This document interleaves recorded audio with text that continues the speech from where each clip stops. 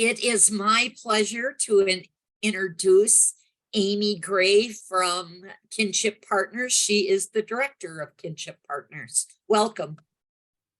Thank you. I appreciate you having me. I have to say, every time I attend a Rotary meeting, I always think I should really join Rotary. Yes, you should. I haven't joined Yeah, any you service should. club. Well, my dad is a charter member of the Sunrise Club in Brainerd. And so I've been around Rotary since I was probably 6 years old. And so most of my life, and, in my capacity with Kinship, and then in my previous roles that I've had in other community organizations, I've done a lot of presentations at Rotary clubs. And and no offense to anybody else, they all do great work, but I feel like Rotary's mission has just really resonated with me. And I know, Sue and, and Rick and I talked about Rotary and all the great things that Rotary's done and the international work and everything else. So I really appreciate all you do and everything with Strive and, the books, the dictionaries for kids and everything you do to support youth in our community really has aligned with the work I've done, both currently and in my previous incarnations. So I do really appreciate all the work that Rotary does at home and abroad. And I think the project with the bathrooms for women, I think we fail to recognize a lot of times the challenges that people have in using the bathroom safely and without risk of being attacked with myself and my children is something I completely take for granted. So I didn't even know that this was an issue for these women in Cambodia. So being able to understand that and knowing that Rotary is addressing that at an international level, it's really wonderful. So thank you for all the work that you do. I'm guessing your dad would be happy to be your sponsor for joining the Sunrise Club. I don't know. My dad likes to keep me at arm's length, I think, socially. I'm not sure he wants to claim me. But he has invited me to Rotary many times. But yeah, he has never offered to sponsor me.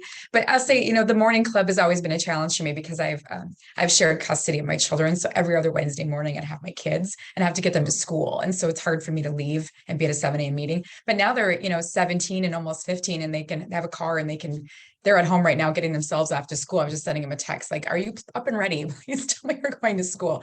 So now I feel like there's more flexibility for me to do that. So Tuesday noon is also fun. I know it is a nice club. So I just, there's that connection with my dad, at the morning clubs. So we'll see what the future brings for me. But I am going to share my screen because I do have a little program here that I've put together. I will say a nice thing with Zoom calls is that I never really have to worry. Well, I shouldn't say never. It seems like it's less frequent that technology becomes a limitation for the program because a lot of times I just can't seem to figure out how to get everything set up on a projector or whatever else. So this works.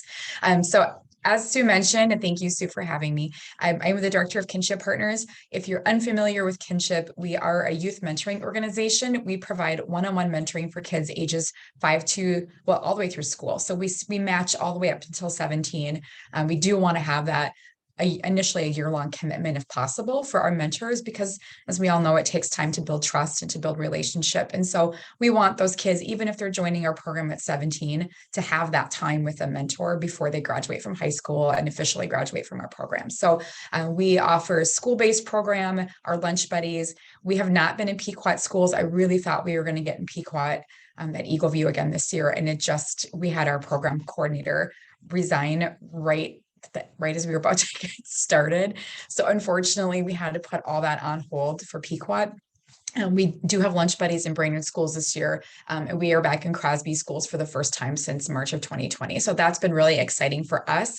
And again, our school-based program, Lunch Buddies, it's still a one-on-one mentoring opportunity, but it's in a more of a shared setting, and that it's more facilitated by a Kinship staff person, whereas our community-based mentoring programs, again, one-on-one, but those mentors are out in the community. So whether you like to knit or you like to read or you want to go to the library or maybe you like to horseback ride or hunt or go hiking, whatever it might be, we really try to match kids and our volunteer mentors based on activities and interests and geography, so that we can, we really are kind of matchmaking agencies. So if you've ever done a dating app, I guess it's kind of similar, we have a different algorithm that we use, but we get to know you personally. But we really want to make a match based on different qualifications, I guess, or criteria that we look for just to make sure that this is the best match possible. So we do have kids on our waiting list.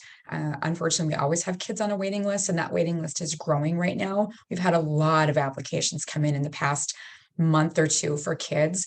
And about half of the kids that we're getting applications for identify as people of color.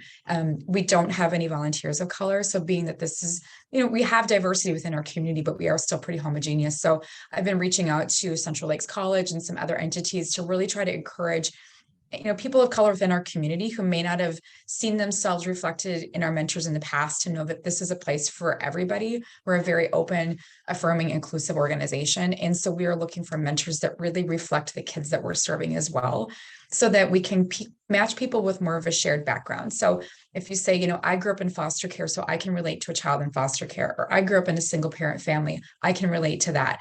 I grew up as a person of color in a small rural community. I understand some of those challenges. I would like to be matched with a child that's, that I can talk with, that I can share some guidance with and my experiences. So we're really looking for trying to match some of that shared lived experience.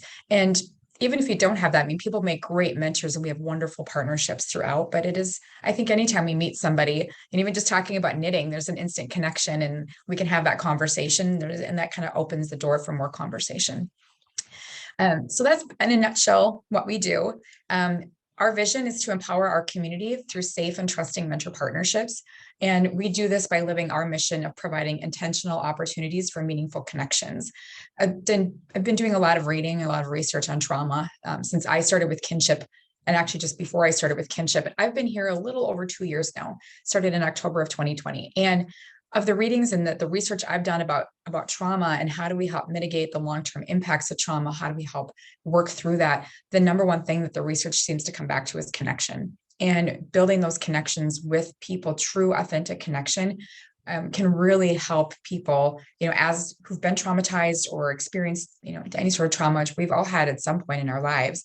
And it's really helpful. That connection is critical. That connection is a lot what allows us to feel safe, and that safety allows vulnerability. And that's where we find true healing and that true way of moving forward through the trauma.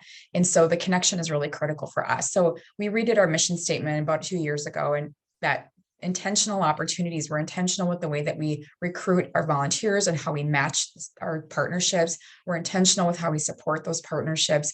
We're intentional with how we connect with our community, how we connect with our donors. And so it's really, and those connections, I mean, meaningful connection, I can be connected to somebody randomly, but if it's that true meaningful connection is what really creates change for us. And so we're really looking, and that is our mission. That's what we're here to do. So to demonstrate a little bit more of that, I do have a video to show you about one of our matches. And again, we ask for a year-long commitment, but a lot of times these partnerships extend well beyond that. So I'm going to play a video here for you. I think you should be able to hear it. Today's our anniversary. What's an anniversary for? It's when people have been with each other for a year or 2 Yeah. years or more. So how many years have we been Kinship Partners? 1 year. Cool.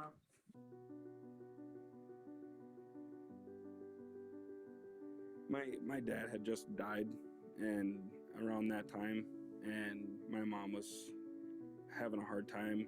We got married the month after we were matched with Chase.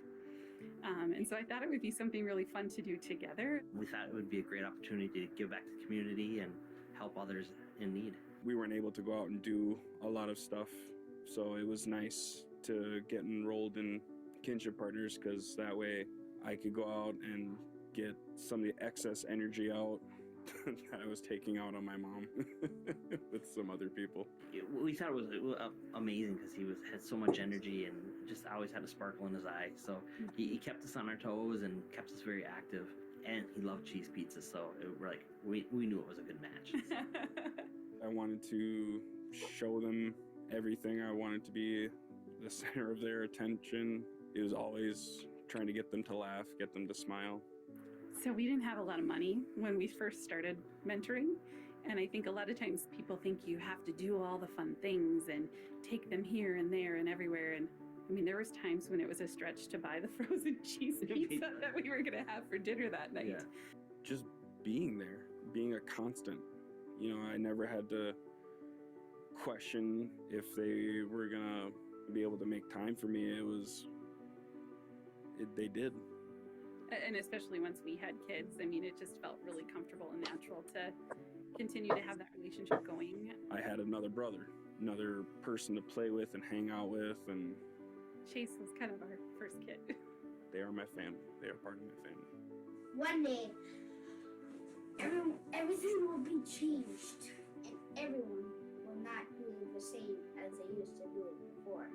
They helped me become the man I am today because they gave me that opportunity to find another, set of people to show me love and teach me a lot.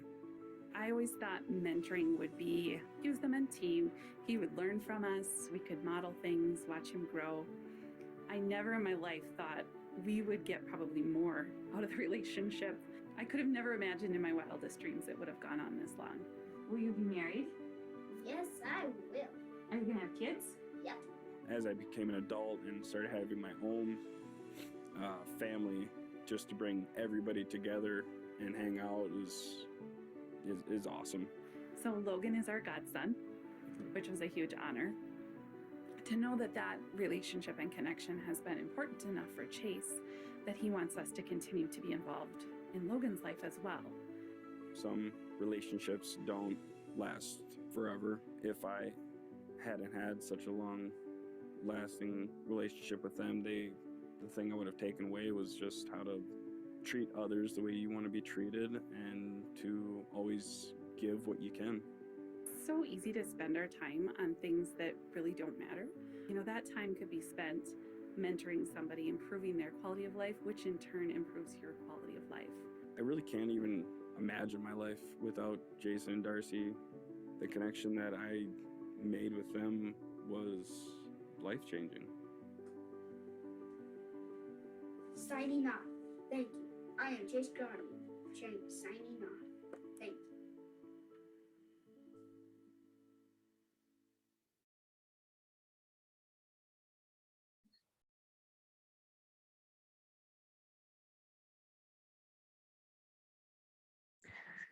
Great. So that was Jason Darcy. And it's occurred to me, I'm kind of a novice at sharing my screen. I'm sure you saw me texting with Sue, messaging. So I apologize for that. So we're just going to go on like this instead of shifting my screen around. But so those partnerships like with Jason and Darcy, I mean, those are the kinds of things that we hear about on an ongoing basis. And again, that the mentors get just as much, if not more, out of the partnership than the kids.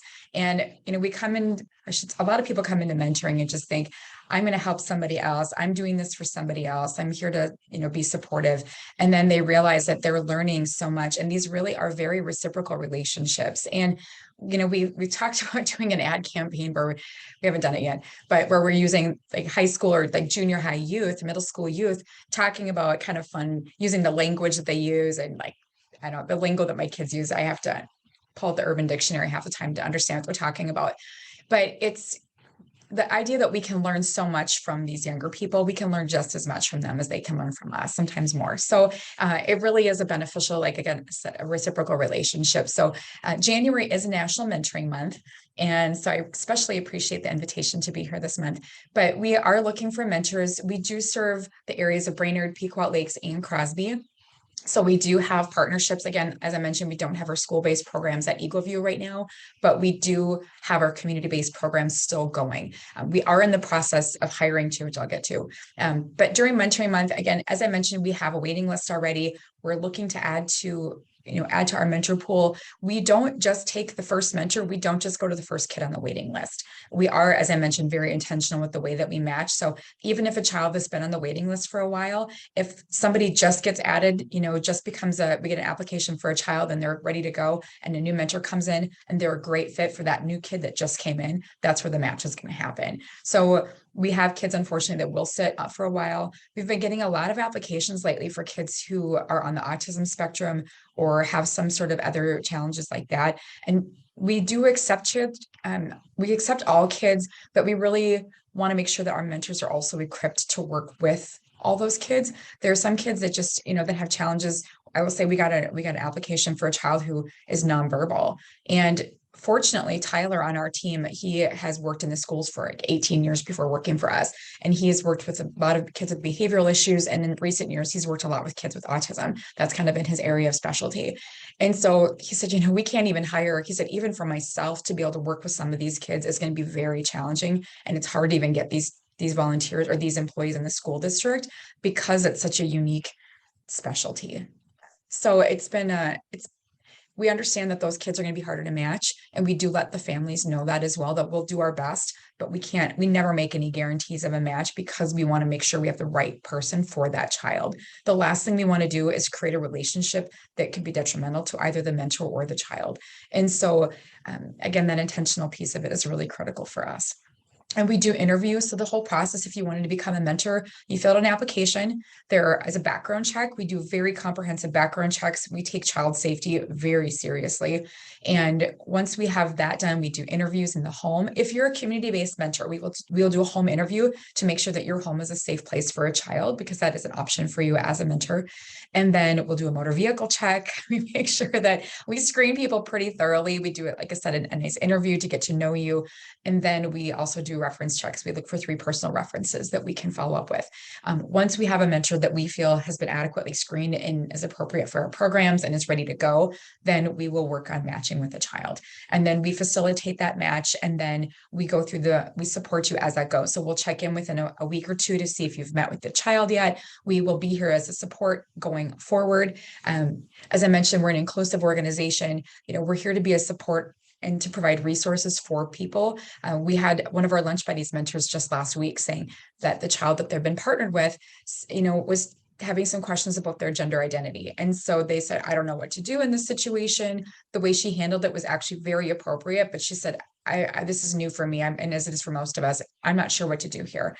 And so as an LGBTQ ally organization, we were also able to share resources and to support that mentor and to provide ongoing support for her as she's navigating this new terrain with this child. And so it's really been very validating for us to know that we have the tools and we have the resources to support our mentors. As kids today are facing all sorts of different challenges and different opportunities, and it's vastly different being a kid today than it was when I was in high school or junior high or middle school, very long time ago. It's amazing through social media and just through the way that we're evolving as society, how much that's changed for kids. And so how we relate to the kids is really changing as well. So being able to provide those support resources is great for us. We're part of Mentor Minnesota. We're we're not an affiliate, but we're a partner with them. So we have a lot of resources available to us through Mentor Minnesota, through Mentor National, through the National Mentoring Resource Center, things that we tap into that are there to help support the work that we're doing here locally as well. So again, we're looking for mentors. So if you're interested in, especially the community base up in Pequot, that would be what we're looking for right now. You can always go to our website and get an application, or you can always give me a call and we can talk about it too. For this fiscal year, our priorities are to grow our staff. We have a very small staff. We're in basically a skeleton crew right now doing the work of, on a full staff would be 8 people. We have 4 right now. So right now we're really just trying to maintain and make sure that we can continue to serve with the people that we are serving and to grow intentionally, and as we can continue to support the matches as they come in. We're also looking to grow our board. So we currently have 8 board members. We have another one coming to our meeting on Thursday to check us out. So we may be adding somebody. Love to have people from the Pequot Lakes area and from the areas in which we serve. So we don't have anybody from Crosby. We don't have anybody, I shouldn't say that. We do have a board member who's from Crosby. She doesn't live there right now, but she does live between there. And then we would love to have people on our board from Pequot. We do meet once a month. We do meet in person. So we meet the 4th Thursday of every month. And it's a great board. We have a wonderful group of people. We are a working board, and we're also a new board. We've had a lot of board change in the past couple of years. So we have some board members who have never served on a board before. We have some who have been on a lot of different boards. And so we're kind of in this infancy stage with our board as well, and kind of a redevelopment phase for us. So it's an exciting time for Kinship because there is a lot that we're doing with this small staff and with our board, but there's so much opportunity for us to really grow and really redefine who Kinship is going forward. And we've been serving the community this is our 37th year, so we have a lot of longevity and a lot of impact that we've had in this community over the past more than 3.5 decades. And we're really at this place now with how do we continue to evolve as an organization to meet the evolving needs of the kids that we're serving, to meet the evolving needs of our community? And how do we just make sure that we're continuing to have an impact in a way that's meaningful for everybody, in a way that's feasible for us? So those are our big things. We really need more staff. We'd love to grow our board. And then we're working on completing our expert partner certification with Mentor National. There's this, I won't go into the acronyms because there are a lot of them. It's almost like being in the military sometimes. But through this process, it's a lot of evidence-based research that demonstrates what are the key components that we need to be a strong mentoring program and to be an effective mentoring program. And it's all based on research. And so we're really working on making sure that we're hitting all those benchmarks to demonstrate our efficacy as a program and to make sure that we're serving our kids and our mentors at the highest level. So I'm very excited with that. We're already in the process of becoming an expert partner. So I'm hoping by the end of this fiscal year, which for us is August, that we will have met that benchmark for us as an organization. All right, so I want to respect our time here. Now we're getting close.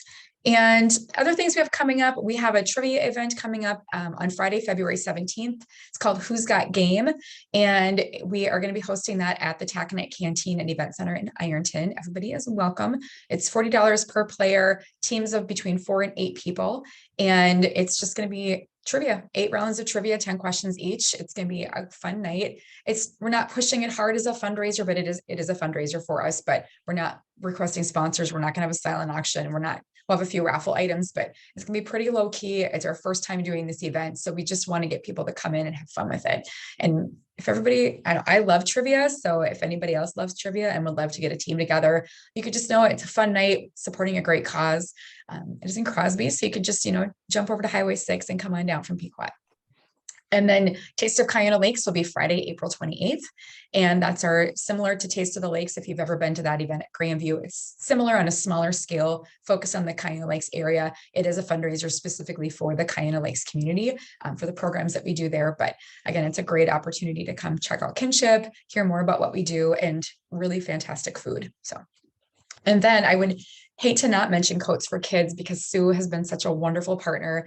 And, Sue and Rick over the years have really done such a great job through Kinship and with Hubbard Radio. We've had a partnership for, I think it's 34 years, Sue, 35 years, where we have supported Coats for Kids. And so this initiative is, so you can see my screen. So now you can see that I'm pulling this up. I'm kind of a novice at this, I believe.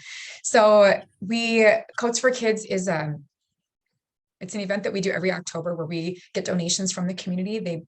People donate old used coats, very gently used, lots of new coats, preferably new snow pants, boots, things that kids need for winter gear. And then our crystal cleaners has done a wonderful job of making sure that everything that we get that is gently used has been nicely cleaned and is ready to go for a family that could use it. So we've been doing that for years, and it's been a wonderful partnership with Sue and with Crystal Cleaners and with Hubbard Radio. And so we will be hosting that again this October. So I know a lot of groups start to search for sale items at the end of the season. And that's when people really want to start bringing things in for Coats for Kids. We do not have the room to store them. And I think I can speak for Sue that she doesn't either throughout the year. But as we get closer, I think it's usually the beginning of October, Sue starts taking things in, or sorry, we usually end at the end of October. After September, after the resort season is done, then people can start dropping things off at Crystal Cleaners. And Sue, feel free to pipe in if you have something else to say about that. But it's a wonderful program that we've been doing in partnership for a very long time. Anything you want to add, Sue?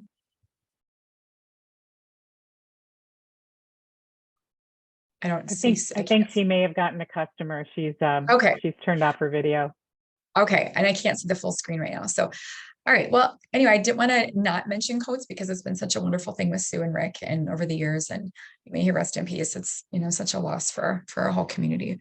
But again, we're very happy to be partnering with Coats for Kids. So if you're interested in any of our activities, again, you can go to our website, which is kinshippartners.org, and check us out. And we are in the process of revamping our website. We've launched a new logo in November, and we're slowly integrating that. I can't figure out how to change the core components of our old website. So you'll see both logos on our website until I get the new one rolled out. I can't even give a time frame. I thought it'd be done in November, but I haven't had time to write copy. So small staff, we do it all here. And so we'll slowly start to see that new logo and the rollout of the work that we're doing. But again, hopefully we'll match more of the fresh look that we hope to bring forward with Kinship. And the core of what we do in matching and mentoring is not going to change, but how we do that and how we meet the needs of kids is evolving as the needs evolve. So I know we've got just a few minutes. I'm open to questions, or if you need me to stop talking, I can do that too. And I'll stop sharing my screen. I think I stopped it for you. And just so Thank you you. know, Amy, we could not see anything other than the presentation. So you picked the right one when you shared. Oh, good, because I thought they were like, realized, oh, they're looking at my screen. And usually when I share my screen, you see everything. I was like, oh, I'm not even in presentation mode on this Well, at least slideshow. all I could see was the presentation. How about anybody else? Good, because Sue chatted with me and sent me a message, and I pulled it up in the middle of the presentation. Oh, they're probably all looking at that now. Yeah. I like the new logo. Thank you. I do too. So we're actually part of an affiliate, we're part of it as Kinship Inc. And so the affiliate changed the logo. So I got to be a part of that process. So it's much cleaner, a little more modern. I like the colors. I love navy blue, so I'm a big fan of the navy blue part of it. Amy, I do want to have one question. How many volunteers, how many mentors are you currently working with? Between our school-based and our community-based programs, we have around 100 right now. And at our peak, highest level we've ever had, we've had like around 300. So our program numbers have definitely gone down from where they used to be. But, we've had natural attrition through COVID and through graduations. And, COVID really put a big damper in our program. And then, my predecessor, who'd been here for 15 years, retired right at that time too. So I came in at the end of 2020. And so it's been an interesting time of kind of figuring out our new baseline. And so I feel really good about where we are right now, knowing that the people that we are serving are active and they're engaged, and that we are going to continue to grow, and we are growing. But so we're about 100 people right now. Thank you. Any other questions for Amy regarding Kinship?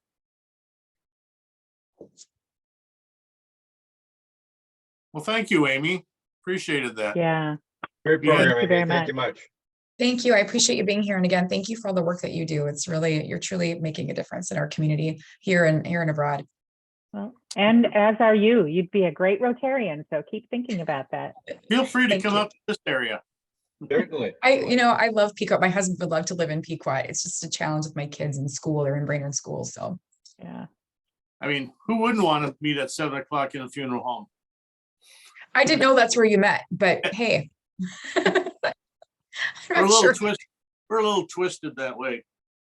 I can appreciate that. Okay. So any other announcements we need to cover before we sign off here? I don't think so. Quinn Just has a one. reminder, on the 31st, Quinn is on deck for the program. On the 7th of February, Kurt is on deck.